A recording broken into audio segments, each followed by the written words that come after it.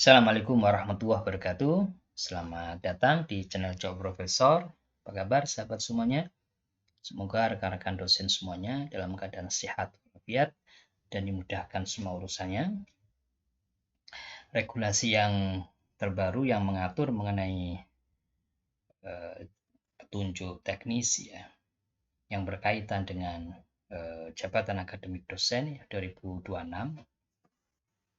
maupun yang Permen 52 tahun 2025 ya mengenai profesi ya dan karir dosen. Demikian juga di Kepmen Dikti-Saintek ya nomor 39 ya. Ini menggantikan Kepmen sebelumnya yaitu Kepmen 63 yang berkaitan dengan juknis ya pengembangan karir dosen yang khususnya mengatur mengenai jabatan akademik dosen ya di tahun 2025. Nah, kita di video kali ini akan membahas mengenai kontroversi regulasi yang baru, khususnya 3 isu utama yang mengguncang dunia akademik ya. Banyak pro kontra di sini, ada kontroversi. Nah, kita akan bahas ya di channel Siap Profesor pada video kali ini. Nah, rekan-rekan semuanya, jadi regulasi baru ini ya memang membawa perubahan mendasar dalam sistem jabatan akademik dosen ya. Tetapi memang secara beban kerja dosen juga masih cukup berat ya, ditambah ya dengan adanya masih kewajiban administratif itu masih banyak ya. Tapi mungkin kita akan lebih fokus nanti bagaimana kita akan melihat ya perubahan signifikan ya dibandingkan dengan regulasi yang sebelumnya. Nah, kita akan fokus nanti pada larangan penulis tunggal dalam publikasi ilmiah, tetapi ini dalam konteks untuk syarat khusus, baik syarat khusus yang ke lektor, yang lektor kepala, sampai ke profesor. Kemudian yang kedua adalah pembatasan pengakuan angka kredit. Ya, khususnya misalnya pada jurnal internasional itu hanya dibatasi pada jurnal yang terindeks Scopus dan Web of Science. Sedangkan indeksasi yang lain di luar keduanya, itu yang jurnal internasional tidak diakui di dalam regulasi yang terbaru. Kemudian juga penetapan ya, batas maksimal angka kredit per tahun. Itu yang ada di tabel 27 ya, Bapak Ibu sekalian, silakan bisa dilihat di tabel 27-nya. Nah, yang kontroversi pertama ini tentang larangan penulis tunggal ya, atau tidak diakuinya penulis tunggal ya di dalam publikasi ilmiah yang berkaitan dengan syarat khusus. Jadi syarat khusus itu harus dia berkolaborasi dengan peneliti lain ya, dengan kedudukan atau dengan kontribusi sebagai penulis pertama ya, dan penulis korespondensi. Kalau untuk lektor kepala dan profesor, sedangkan untuk yang lektor cukup penulis pertama. Nah, di sini ada pro kontranya. Pro yang mendukung regulasi dengan adanya ketentuan syarat khusus tidak boleh penulis tunggal, ini mendorong kolaborasi penelitian antar dosen ya, dan juga institusi, memperluas jaringan akademik secara nasional maupun internasional. Memang dia punya pengalaman ya, pengalaman sebagai peneliti pertama dan juga sekaligus korespondensi ya, cara untuk berkolaborasi ya dengan peneliti yang lain. Dan juga meningkatkan kualitas riset melalui peer review internal ya sebelum publikasi. Jadi melalui, karena di situ ya peer review internal artinya dari setiap anggota yang berkontribusi sebagai peneliti yaitu masing-masing melakukan review ya sebelum disubmit ke jurnal. Selain peer review yang ada di dalam jurnal maksudnya ya. Nah, sehingga di situ kualitas risetnya bisa meningkat sehingga hasil penelitiannya juga lebih valid ya dan juga komprehensif. Ini satu sisi yang mendukung dan sisi yang lain yang menolak regulasi ini. Nah, kebijakan ini ya menghambat dosen ya, karena dosen dalam mempublikasikan artikel di mana dia penulis tunggal ini, dia memang ya seluruhnya dia berkontribusi ya. Dan ini juga kalau di bidang ilmu seperti sastra, filsafat, matematika, teoritis, yang memang secara historis itu dalam proses menyusun artikel mulai dari awal sampai dengan akhir itu dikerjakan secara mandiri. Kalau dikerjakan secara berkolaborasi malah tidak efektif. Nah, di sini juga adanya kesulitan. Jadi hambatan yang lain misalnya ada kesulitan untuk mencari kolaborator yang relevan dengan bidang ilmunya dan juga yang punya kompetensi. Ya, terutama ini biasanya terjadi di perguruan tinggi yang kecil ya atau di perguruan tinggi daerah dengan ya tentu sumber daya manusia yang terbatas, baik secara kuantitas maupun secara kualitas. Nah, di sini pro dan kontra muncul.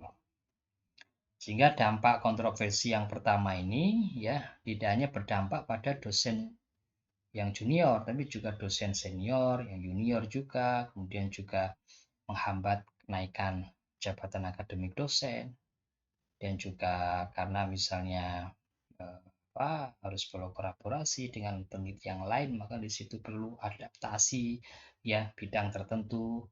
Ya, kemudian juga kita yang di perguruan tinggi yang kecil kesulitan untuk mencari network ya, jaringan untuk berkolaborasi. Nah, aturan larangan penulis tunggal ini ya memberikan dampak yang nyata dan signifikan ya bagi seluruh kalangan dosen di Indonesia, baik yang baru maupun yang sudah berpengalaman. Dosen senior yang dia memang punya rekam jejak publikasi mandiri yang panjang. Nah, dengan regulasi yang baru ini ya dia harus tidak bisa dia menjadikan artikel di mana penulis tunggal tadi sebagai syarat khusus ya dia harus menyesuaikan ya style penelitian mereka ya, gaya penelitian mereka yang biasa mereka melakukan ya publikasi itu secara mandiri. Itu kalau dari sisi dosen yang senior. Dari sisi dosen yang junior juga dia menghadapi tekanan ekstra dalam membangun ya, jaringan kolaborasi sejak awal karena memang jejaringnya masih sedikit. Nah, dengan adanya dampak tersebut, maka banyak pengajuan kenaikan jabatan akademik menjadi terhambat. Ya, karena tidak memenuhi syarat ini, penulisnya harus menulis bersama, kolaborasi, ya, penulis pertama dan juga korespondensi. Ya, artinya tidak memenuhi syarat kolaborasi sehingga banyak ya promosi jabatan yang akhirnya tertunda. Nah, itu yang pertama, Bapak Ibu sekalian. Dan kontroversi yang kedua yang saya lihat juga ini berkaitan indeksasi jurnal. Jadi indeksasi jurnal ini adalah bahwa jurnal internasional yang diakui di dalam kinerja penelitian di Kemendikbudristek nomor 39 itu kalau untuk konteks jurnal internasional itu hanya jurnal internasional yang terindeks pada database internasional yang bereputasi. Nah, dua indeksasi yang diakui oleh kementerian itu adalah berdasarkan regulasi yang terbaru ini hanya dua yaitu Scopus dan juga Web of Science. Padahal di dalam proses publikasi ini ya dan juga dalam publikasi jurnal ya selain kedua indeksasi tersebut yang memang kalau untuk syarat khusus ya itu banyak negara juga menggunakan indeksasi di Scopus dan Web Science tapi tidak menghilangkan bahwa itu bisa diakui dan bisa diklaim ya sebagai angka kredit penelitian, angka kredit prestasi tidak dihilangkan sama sekali. Sebetulnya acuan regulasi yang sebelumnya yaitu Kemendikbudristek nomor 63 ya tahun 2025 itu masih relevan. Artinya publikasi di jurnal internasional ya yang dulu diakui 20 angka kredit yang kira-kira setara dengan Sinta 3 atau Sinta 4.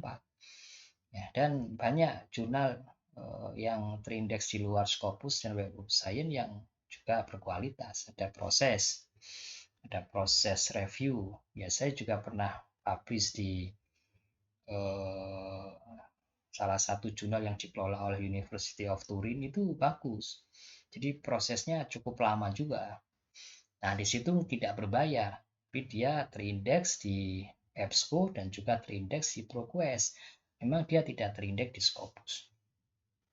Nah, rekan-rekan semuanya, dengan adanya pembatasan jurnal internasional yang diakui hanya pada Scopus, nah ini menimbulkan pro kontra, dan banyak kalangan dosen yang sudah publish dan melalui proses review yang baik ya, tapi tidak bisa digunakan. Nah, tidak semuanya jurnal internasional yang terindeks di luar Scopus dan Web Science itu semuanya predator. Ya, sehingga ukuran predator atau tidak itu sebetulnya tidak diukur ya, tidak diukur dari indeksasinya di Scopus. Kalau Scopus dan Web of Science pasti bukan jurnal predator, sedangkan di luar itu pasti jurnal, kan bukan seperti itu. Cara mengetahui jurnal itu predator atau tidak kan mestinya dilihat dari proses publikasi. Ada nggak proses review yang baik yang di situ mencerminkan ya kualitas review atau kualitas pemeriksaan secara substansi atau tidak.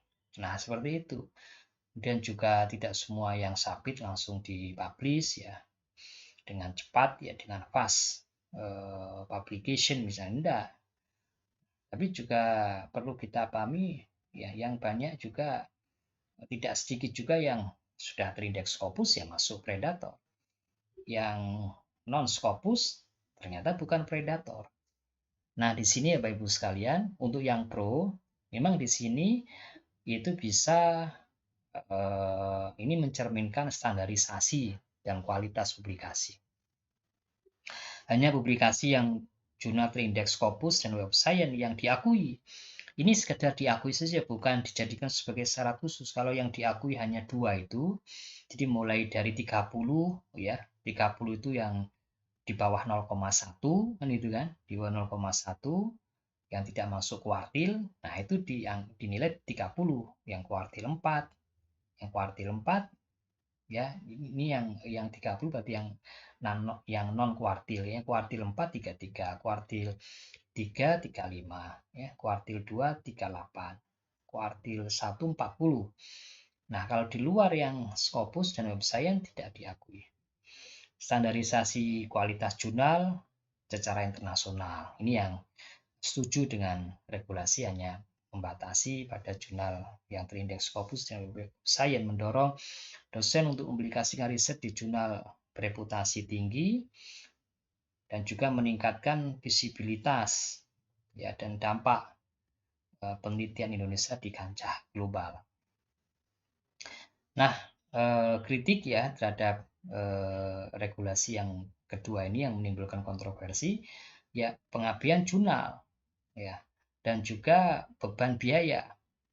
Kita paham kalau misalnya jurnal tersebut ya open access, ya bisa diakses secara transparan atau secara mudah ya, file PDF-nya bisa diakses. Ini meskipun dia terindeks di Scopus Web Science juga berbiaya mahal,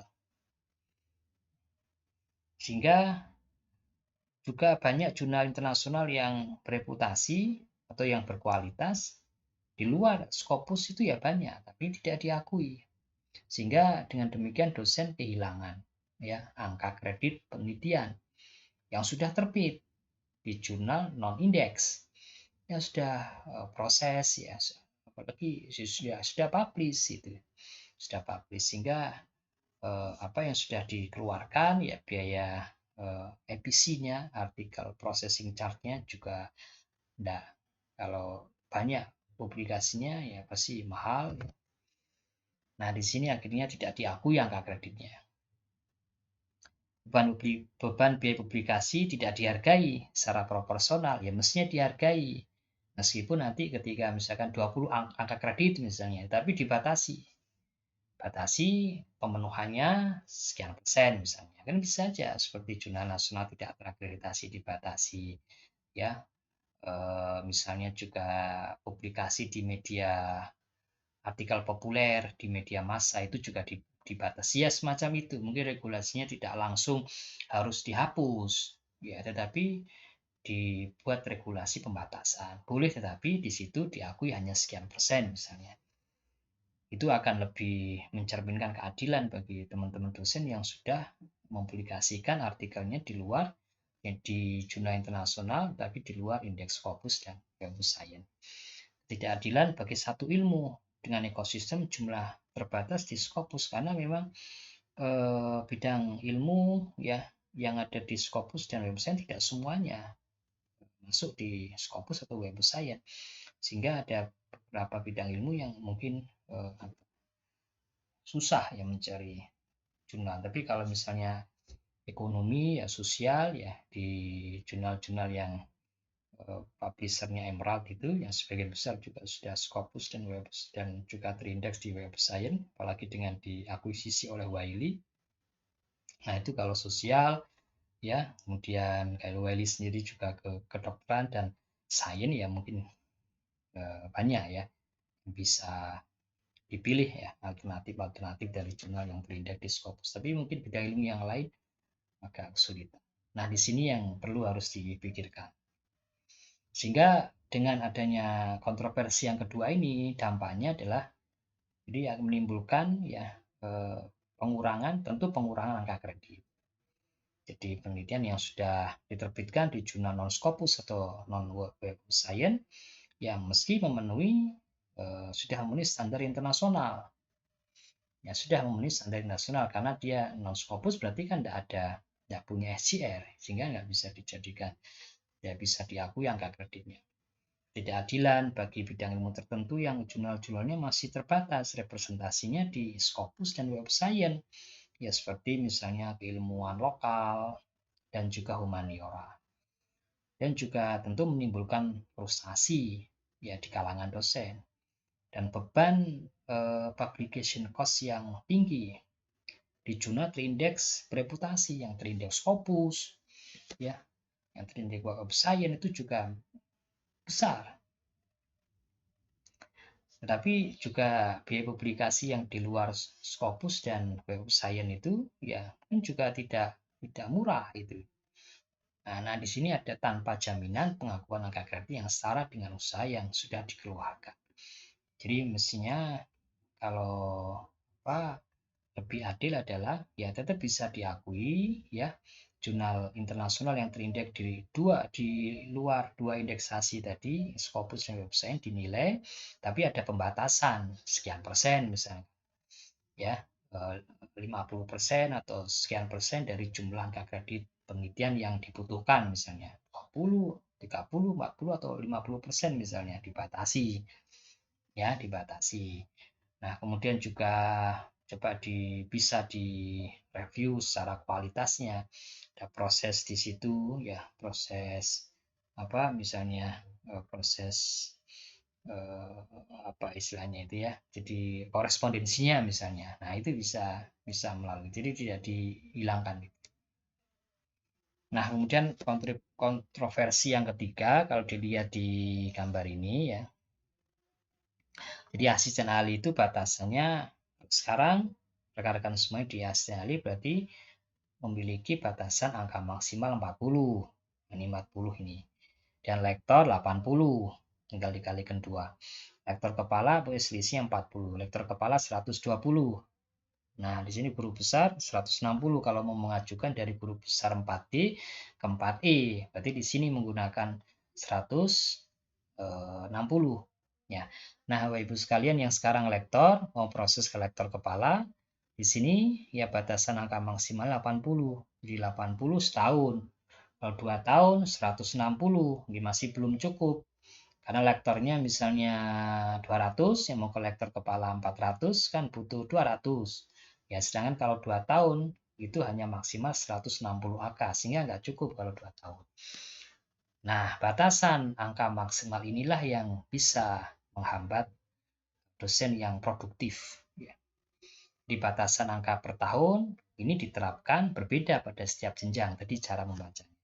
Yang pro ya dengan kebijakan ini adalah mencegah akumulasi angka kredit yang tidak wajar. Kalau dulu memang bahasanya publikasi yang mempertimbangkan nilai atau aspek wajaran. Ya, nah di regulasi yang terbaru itu langsung ditunjukkan ya prinsip kewajarannya itu dengan menetapkan batasan angka kredit maksimal per tahun. Ya, meskipun juga kemampuan ya setiap dosen untuk mempublikasikan ya karya ilmiahnya ya berbeda-beda. Ada yang sangat produktif, ada yang biasa saja, ada yang bahkan produktif sama sekali. Nah, di sini memang yang untuk mencegah nilai-nilai kewajaran ya dengan pembatasan angka maksimal tadi. Mendorong keseimbangan pelaksanaan tridharma perguruan tinggi sehingga selain penelitian juga ada dharma yang lain yaitu pengajaran dan juga pengabdian kepada masyarakat. Menjaga kualitas di atas kuantitas ya menjaga kualitas di atas kuantitas.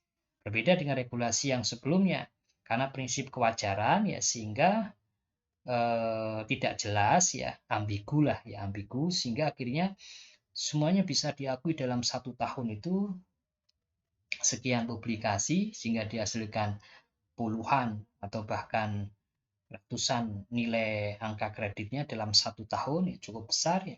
Nah di situ tidak ada ukuran yang jelas ya sehingga di dalam regulasi yang terbaru ini seperti itu ya untuk menjaga prinsip kewajaran. Tetapi di sini memang ada pihak-pihak yang nggak setuju dan saya rasa juga ini menjadi satu masukan karena bisa menghambat ya dosen yang sangat produktif bisa dalam 1 tahun dia buku karena dibatasi hanya buku satu dalam setahun bisa jadi dia bisa menghasilkan 2 buku, 3 buku dalam satu tahun. Dia bisa publikasi juga melebihi misalnya kalau misalnya dibatasi berapa ya kalau misalnya sekarang posisinya asisten ahli batasan maksimalnya 40 ya kemudian untuk angka konversinya 12,5 ya dia 27,5 padahal dia bisa menghasilkan angka kredit penelitian itu di atas atau melampaui 27,5 tapi karena dibatasi maka tidak bisa sehingga di sini menimbulkan ketidakadilan bagi para dosen yang memiliki high performer berkinerja tinggi membatasi potensi percepatan karir akademik nah, dengan menggunakan batasan angka maksimal tadi. Nah, sehingga dampak dari kontroversi yang ketiga ini ya potensinya tidak optimal, bisa mengurangi atau menurunkan motivasi dosen yang untuk berkinerja high performer tadi. Kerja juga menjadi tidak fleksibel. Ya, high performance terhambat, ya dan produktivitasnya juga terganggu. Pembatasan angka kredit maksimal per tahun memberikan dampak serius bagi ekosistem akademik Indonesia, terutama bagi dosen-dosen yang memiliki produktivitas yang tinggi. Dosen yang sangat produktif tidak bisa mengoptimalkan prestasi dan kontribusi ilmiahnya secara penuh, sehingga batasan ini menciptakan langit-langit buatan yang menghambat potensi terbaik mereka. Ada yang bisa tapi memang semuanya tetap harus dengan koridor integritas ya ilmiah yang dihasilkan dengan tetap menjunjung tinggi nilai-nilai integritas ya kalau bagi dosen yang produktif ya dia bisa nulis buku lebih dari sekali dalam setahun bisa menghasilkan jurnal di Sinta 2 atau Sinta 3 bisa jadi lebih dari 2 dan jurnal internasional juga bisa lebih dari 1 atau lebih dari 2 gitu ya. Nah, di sini juga menimbulkan motivasi yang menurun secara drastis khususnya bagi dosen muda dan high performer yang terbiasa untuk bekerja keras. Regulasi ini secara tidak langsung menghukum mereka yang berprestasi lebih.